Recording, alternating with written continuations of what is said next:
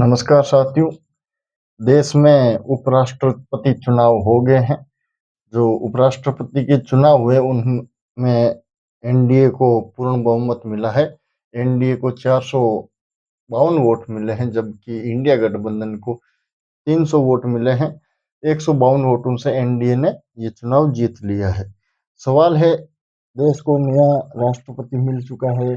अब सवाल खड़ा होता है, देश को नया प्रधानमंत्री कब तक मिल जाएगा? क्या 17 सितंबर को देश को नया प्रधानमंत्री मिल जाएगा? सवाल ये नए प्रधानमंत्री का इसलिए उठ रहा है क्योंकि देश के जो मौजूदा प्रधानमंत्री है नरेंद्र मोदी, उनका 17 सितंबर को वो खुद 75 साल के हो जाएंगे। और ये भाजपा ने एक नियम बनाया था कि जो नेता 75 साल से ऊपर है उनको अब पार्टी टिकट नहीं देगी, या कोई जो नेता 75 साल से ऊपर हो गया है उनको इस्तीफा देना पड़ेगा, उनको टिकट नहीं दिया जाएगा, उनको मंत्रिमंडल में नहीं लिया जाएगा। तो अब सवाल, जाहिर सी बात है कि सवाल नरेंद्र मोदी पर भी उठेंगे। इसलिए उठेंगे क्योंकि वो खुद 75 साल के हो जाएंगे। और अगर जो दिग्गज नेता थे, लाल कृष्ण आडवाणी, मुरली मनोहर जोशी, सुमित्रा महाजन जी जैसे बीजेपी के कई नेता थे, अगर वो 75 साल की उम्र के बाद कुछ काम नहीं कर पाए, तो क्या नरेंद्र मोदी खुद 75 साल की उम्र के बाद में क्या एक नई जवानी आएगी उन्होंने? क्या नरेंद्र मोदी में एक नई ऊर्जा आएगी? 75 साल उनकी जो बुढ़ापे के दिन है, ऐसे तो आमतौर पर 75 साल में आदमी छड़ी ले लेता है, आंखों के चश्मा लगा लेता है, अपने पोते पोतियों का सहारा लेता है। लेकिन क्या 75 साल के बाद नरेंद्र मोदी में एक नई ऊर्जा आएगी?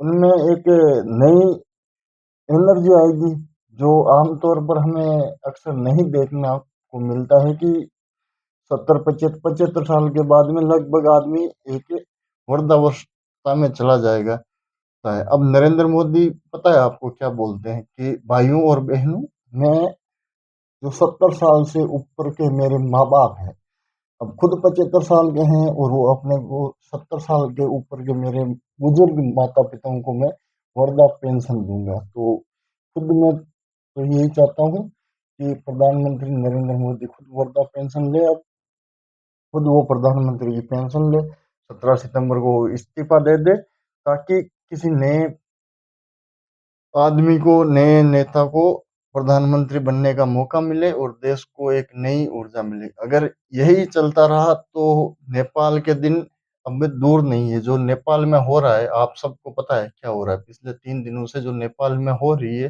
कंट्रोवर्सी, वहां के प्रधानमंत्री केपी ओला जो थे, ओली, सॉरी, केपी ओली शर्मा, उनको इस्तीफा देना पड़ गया। वहां के राष्ट्रपति को इस्तीफा देना पड़ गया। क्यों देना पड़ गया?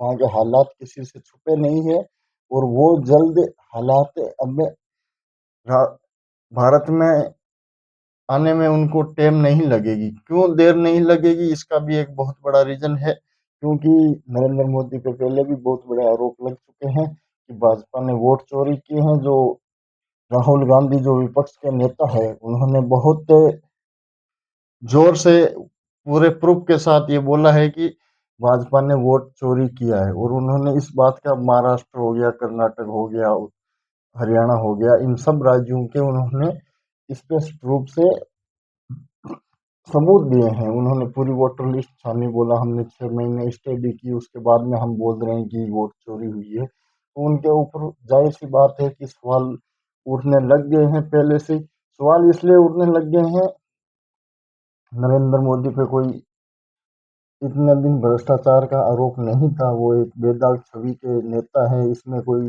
दो राय नहीं कि नरेंद्र मोदी पे किसी भी प्रकार का कोई आरोप है। कोई भी उन पे आरोप नहीं है।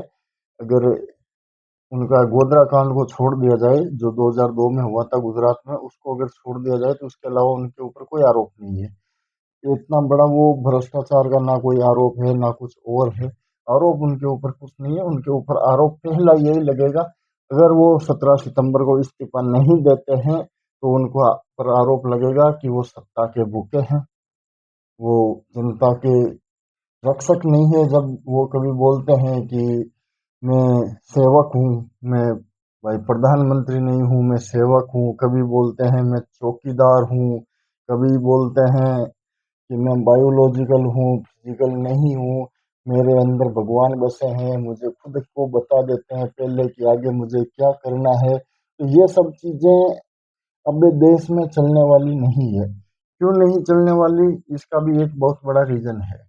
क्योंकि अभी जैसे हम आंकड़ों के आधार पर अगर बात करें, तथ्यों के आधार पर बात करें, तो आप ये उठा के देख लो कि अभी जो 2024 में इलेक्शन हुए थे, उसमें हालांकि बीजेपी को बहुमत मिला था, पूर्ण बहुमत तो नहीं मिला था, लेकिन एनडीए गठबंधन था उसको बहुमत मिला था।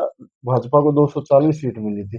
अगर उन आंकड़ों के, हम इलेक्शन के आंकड़ों को उठा के देखें, अगर अलग अलग सर्वे करें, तो उसमें आप देखोगे जो फर्स्ट टाइम वोटर है वो बहुत बड़ी तादाद में कांग्रेस के पक्ष में गया था। उसका भी एक रीजन है क्यों गया था। और जब ये 2029 तक तो आते आते फर्स्ट टाइम वोटर की संख्या जो बहुत ज्यादा हो जाएगी, तो जाहिर सी बात है कि जो बीजेपी का डाउनफॉल है वो और नीचे जाता हुआ दिखाई देगा। क्यों? क्योंकि जो राहुल गांधी की एक छवि उभर के आई है, जो 2014 में उनकी छवि थी पप्पू वाली, तो वो छवि अब राहुल गांधी की रही नहीं है।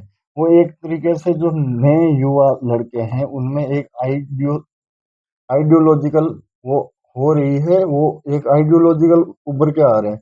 और मैं ना किसी पे ये आरोप लगाते हुए, ना किसी पे ये मेरा व्यक्तिगत वैसे नहीं है कि मैं नरेंद्र मोदी का खिलाफत हूँ, या नरेंद्र मोदी एक अच्छे नेता है, बहुत अच्छे प्रधानमंत्री है, ये मैं उनको मानता हूँ। उनके कार्यकाल बहुत अच्छा रहा है, उन्होंने बहुत अच्छे काम किए। उन्होंने धारा 370 हटा दी, उन्होंने राम मंदिर बनवा दिए जो देश की आस्था से जुड़ा था। लेकिन उन्होंने कुछ ऐसे काम भी किए हैं जो देश को बहुत बड़ा नुकसान हुआ, जैसे उन्होंने नोटबंदी की, लोग आम लोगों को लाइन में लगना पड़ा, गरीब जनता त्रस्ती रही, नेता अपने कामों में मस्त रहे। उन्होंने लॉकडाउन समय रहते नहीं लगाया। उन्होंने जैसे बोला उज्ज्वला योजना, तो उज्ज्वला योजना आज भी आप देखोगे तो गांव की अंतिम छोर में बैठी महिला या ढाणी की अंतिम छोर में बैठी महिला आज भी चूल्हे से रोटी पकाती है। उन्होंने शुरू में बोल दिया ये गैस का सिलेंडर फ्री में देंगे, उसके बाद तो गैस की क्या रेट है आपको पता ही होगी। और आप जैसे बोल दें अलग अलग योजनाओं की अगर बात करें, हमने प्रधानमंत्री फसल बीमा योजना है जैसे, तो फसल किसानों के हर साल खातों से बीमा के नाम से पैसे तो काट लिए जाते हैं, लेकिन जब किसानों की फसल बर्बाद होती है, वापस मुआवजा देने की बात होती है, तो तरह तरह के नियम लगा दिए जाते हैं, ये करो वो करो गिरदावरी करो। और उसी में से बहुत सारे किसानों को मुआवजा नहीं मिलता है। जब ये बीमा कंपनियां इतना सारा पैसा लूट लेती है, उसके बावजूद उनको मुआवजा देने में इतने नाटक होते हैं कि आप पूछो मत। एक आम किसान ये सारे फॉलो कर ही नहीं सकता। आप देख लो अभी जैसे चल रहा है राजस्थान में कि गिरदावरी कराओ, गिरदावरी को ऑनलाइन करो, फिर शिकायत ऑनलाइन करो, ये सब करो। तो पैसे काटते टाइम तो ये सब नहीं बोला था किसान को घर पे आके कि तू ये काम कर ऑनलाइन, तब तेरे हम पैसे काटेंगे। उस टाइम तो किसान को बिना पूछे उसके अकाउंट से पैसे काट लिए जाते हैं। फसल बीमा जैसे कोऑपरेटिव बैंक है, वो हर साल पैसा काटती है।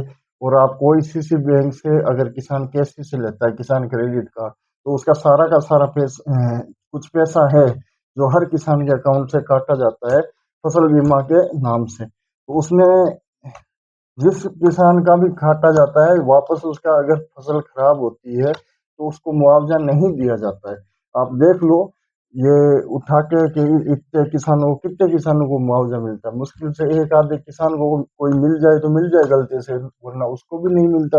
और वो भी मुआवजे किसानों को नहीं मिलते। जो खेती नहीं करते हैं वो, उन लोगों को मुआवजे मिलते हैं जो खुद खेती नहीं करते, दूसरों को खेती बता देते हैं। उनके पास खेत तो बहुत है, उनके पास ऑलरेडी पैसा बहुत है, लेकिन वो खेत किसी दूसरे को बता देते हैं, वो लोग बड़े लोग वो पैसा उठाते हैं। और उससे आम किसान को कोई फायदा नहीं होता, उसको तो नुकसान ही है उल्टा। अब बात है कि उपराष्ट्रपति का चुनाव हो गया, सीपी कृष्णन जो एनडीए के दावेदार थे वो चुनाव जीत गए। बहुत बहुत शुभकामनाएं उनको, बधाई। वो ये पद खाली इसलिए हुआ था क्योंकि जगदीप धनखड़ जो बीजेपी के पहले एनडीए के वो थे उपराष्ट्रपति, उन्होंने इस्तीफा दे दिया था अपना स्वास्थ्य का हवाला देते हुए। बाकी आरोप तो बहुत कुछ लग रहे हैं, उनको बीच में हटाया गया, उनको फोर्स किया गया। अब जो बातें हैं, अंदरूनी बातें, उनका तो हम क्या बता सकते हैं, लेकिन जो भी है उन्होंने इस्तीफा दिया, तो अब देश को एक 15वां उपराष्ट्रपति मिल गया।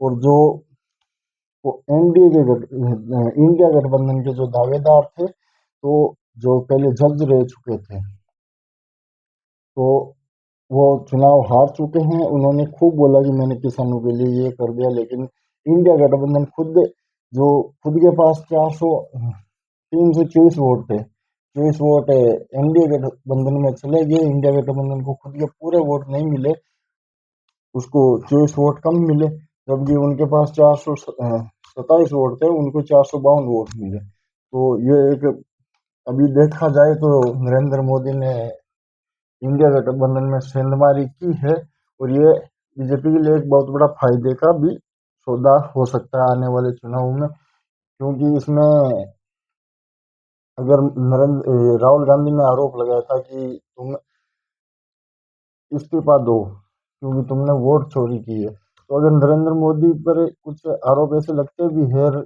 अगर कांग्रेस कुछ एनडीए गठबंधन के सांसद को अपनी तरफ लाती है, तो उन बीजेपी के पास वापस ऑप्शन है, जो 24 वोट इंडिया से एनडीए में ट्रांसफर हुए हैं, वो उनको लेने का। इसका मतलब है कि सरकार किसी तरीके से अस्थिर नहीं हो सकती किसी भी कंडीशन में, क्योंकि नरेंद्र मोदी खुद इतने चतुर चालाक है कि किस नेता को कहां से उसकी नब्ज दबानी है, ये नरेंद्र मोदी को आसानी से पता है। लेकिन हमें जहां तक लगता है, नरेंद्र मोदी खुद आगे चलकर 17 सितंबर तक इस्तीफा दे देंगे।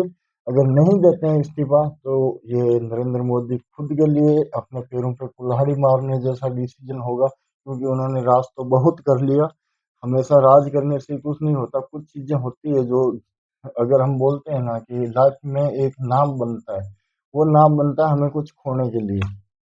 वो नाम बनता है कि हमने बहुत कुछ पा लिया, अब हम शांति ले लेते हैं, अब हमें कुछ नहीं चाहिए, अब हम रेस्ट कर लेते हैं, और वो सब कुछ त्याग देते हैं कि सत्ता का सुख जो भी है, कि ये मैंने किसी दूसरे को दे दिया, अब मैं ओनली फॉर मार्गदर्शक, जैसे लाल कृष्ण आडवाणी को मार्गदर्शक बनाया था, वैसे नरेंद्र मोदी खुद को अब मार्गदर्शक बन जाना चाहिए, ताकि देश के लोगों को ये ना लगे कि नरेंद्र मोदी सत्ता के लालची थे। क्योंकि उन्होंने 2000 से वो गुजरात के सीएम रहे, फिर 2014 में वो देश के पीएम बन गए। 12.5 साल हो गए उनको लगभग प्रधानमंत्री का पद संभाले हुए, और लगभग 14 साल तक उन्होंने गुजरात के मुख्यमंत्री का पद संभाला। तो लगभग 26-27 साल एक राजा की तरह उन्होंने जिंदगी बिताई है। आगे उनको अब भी ज्यादा लालच ना करते हुए किसी दूसरे आदमी को सत्ता दे देनी चाहिए, क्योंकि बीजेपी में बहुत योग्य उम्मीदवार है।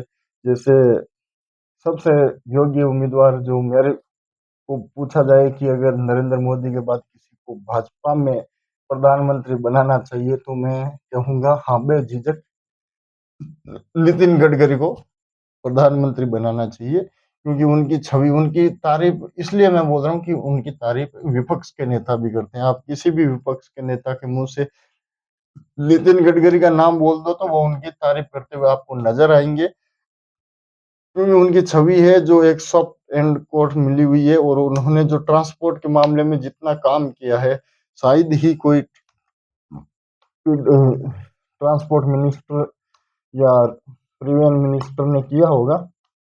बहुत बहुत धन्यवाद उनको कि उन्होंने इतने हाईवे, इतने ब्रिज, ये सब देश को दिया। और जैसे नेपाल के हालात हैं, वैसे इंडिया के हालात नहीं हो, हम यही चाहते हैं। देश की जनता भी यही चाहती है कि छोटी छोटी बातों पे बहुत बड़ा आंदोलन ना छिड़ जाए। इसलिए नरेंद्र मोदी को समय रहते हुए डिसीजन ले लेना चाहिए, ताकि हालात ना बिगड़े। बाकी नरेंद्र मोदी खुद समझदार है, वो देश में 25 साल तक अगर राज कर चुके हैं, तो वो हमसे ज्यादा बेहतर देश को समझ रहे हैं, देश के हालातों को समझ रहे हैं, उनको हमसे ज्यादा नॉलेज है। धन्यवाद, मिलते हैं कल फिर एक एपिसोड में, एक नए मुद्दे के साथ, एक नई परिपाटी के साथ। जय हिंद, जय भारत।